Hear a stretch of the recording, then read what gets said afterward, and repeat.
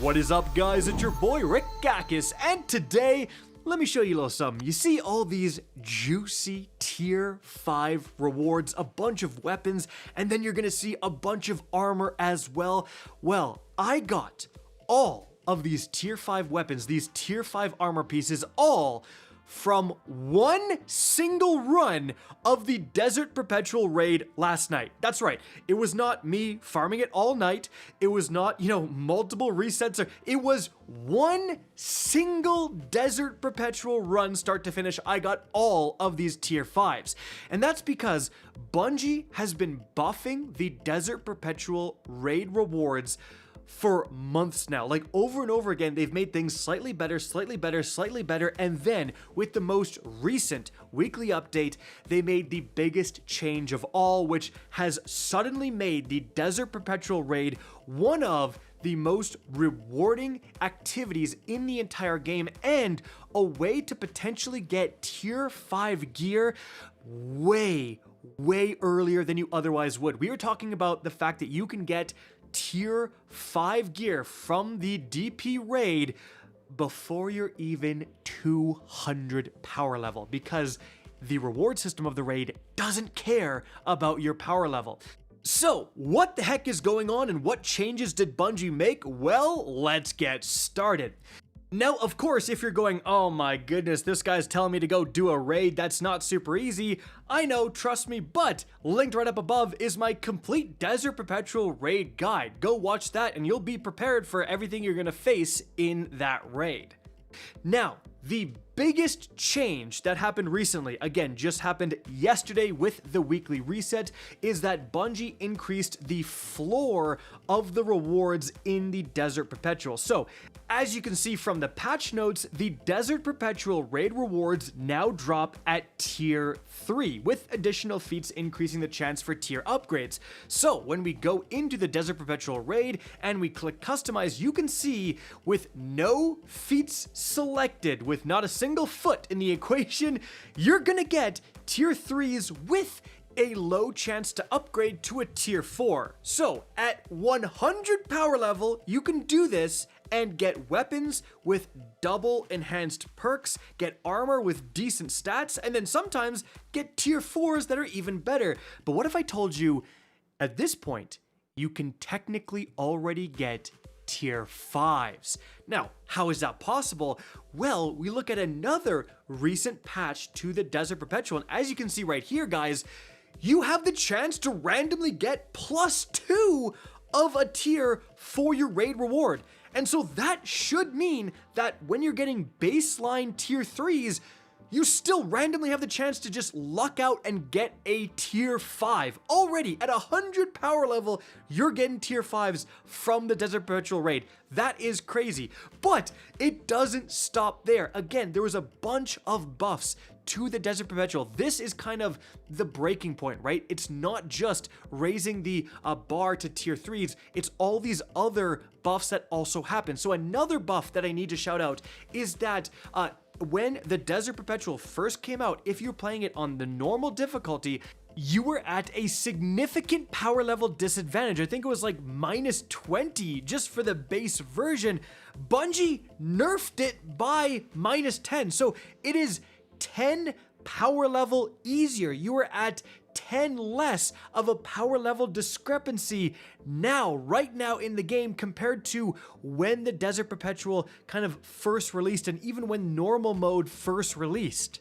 So if you haven't done the Desert Perpetual since it first came out, guys, bosses you used to have to 2-phase, you are now easily 1-phasing. Like, you are doing so much more damage and you are surviving so much more. Like, you are harder to kill. So they made the raid easier, okay? Then they made it so that you can get significantly better rewards, right? Baseline tier 3, chance to upgrade to a tier 5. And then on top of that, why I got so much loot that you saw in the beginning of the video from one run is that they also made it so that the first time you do it each week, so with the weekly reset, the first time you do it, you get double rewards. That's right, you literally just get 2 2 drops instead of 1 for completing a raid encounter, as you can see from the background gameplay. But guys, on top of all of that, you can then start introducing feats into the equation. Listen, the more feats, the better. Everyone loves feats. I know I do. But seriously, if you go to the Desert Perpetual Raid, you click Customize, you can add raid feats. These are basically raid-specific modifiers. Each one you add will increase your rewards. So, some easy ones right off the bat. The phase limit one, you have to get a 2-phase. Well, like I said, it's 10 power level easier. Bosses you used to 2-phase, you're now 1-phasing. This is really easy to do. Then token limit, you have a limited amount of revives. Again, it's 10 power level easier, easy one to add. But you might be looking, oh my goodness, each one of these is increasing the combatant power.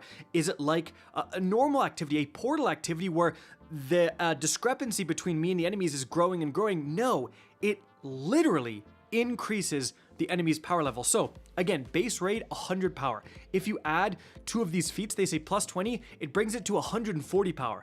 So as long as your power level is again around 200, you can add all of these feats. You'll never be at a discrepancy, except for one. We'll talk about that. But 2 easy feats, and now the upgrade chance is medium. I'm going to be getting a lot of tier 4s. Another one I would recommend adding battalions. It's just going to add a couple of yellow bar wyverns. Yeah, they're Bane yellow bar wyverns. You do absolutely have to deal with them. But again, with all these changes, with the, light level discrepancy not being as bad, these are pretty easy to kill. But you can switch this out if you want the one for challenges. You have to do the challenge for each encounter. Once you learn it, often they're not that bad. But that will now give you a guaranteed, with 3 feats, guaranteed tier 4s with the upgrade chance being low. So you will occasionally get a tier 5, guys. But here's where things are very interesting. You can see it, like I add 1 more feat. With 4 feats, it's now an upgrade chance medium. But they actually made a huge change to these feats with the Cutthroat Combatant feat.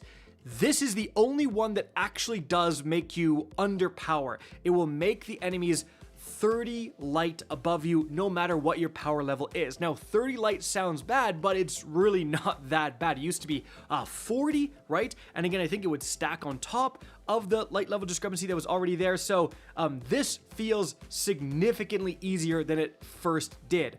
But because this is the hardest one, as you can see, it now counts as 2 feats. So you can just put on 2-phase limit, limited revives, and if you don't want battalion, you can put on Cutthroat Combatant. So yeah, the goblins are gonna be 30 light discrepancy, but you don't have to deal with the wyverns. You already have a 4 feat raid, and you're getting guaranteed tier 4s with a pretty good chance, like a 50-50 chance about to get a tier 5. Like that's already really good. But then that means, because it counts for 2, I can add back battalions, and so I can get a full 5 feat raid where now I have a guaranteed chance to get tier 5s, and I get to exclude a certain feat. So we excluded the challenge, like we just didn't want to have to do the extra challenge, like the background gameplay you're seeing. This is what we ran, is those 4, we excluded the challenge feat. But again, if you learn the challenge, you can swap that in, swap out battalions to make it so that you're not fighting as many powerful enemies. Like that is going to be, the overall thing is that this now is, it's so hilariously easier than it originally was. Doing the actual original 5 feat raid, first of all, it would just be a chance to upgrade to tier 5s. It was not guaranteed. Cutthroat Combatant was 40 power under, right? Plus, again, I think even more because of the base raid. Oh, and you had to have literally all 5 feats on, so you had to do the challenge on top of everything, right? For a worse reward. Now you just have 4 of them, you exclude 1, and you get a 10 times better reward with guaranteed tier 5s. So, if you can pull this off, if you're a more experienced player, running the 4 feat, getting the guaranteed tier 5s, it is crazy. Because remember, your rewards that you pick here on this raid, not only will you get these rewards when you beat the enemies, you get them out of the chest as well. So what you should be able to do is go in, you know, whatever first enemy you pick, let's say the easiest enemy for your team to defeat, the easiest boss is the Wyvern. You go in, you kill the Wyvern, you go and get the chest after the Wyvern. That chest, as you can see, also drops tier 5s. So if you're like, yeah, we can do Wyvern with these 4 feats, but final boss is a bit too tough, that's fine. You don't need to do it.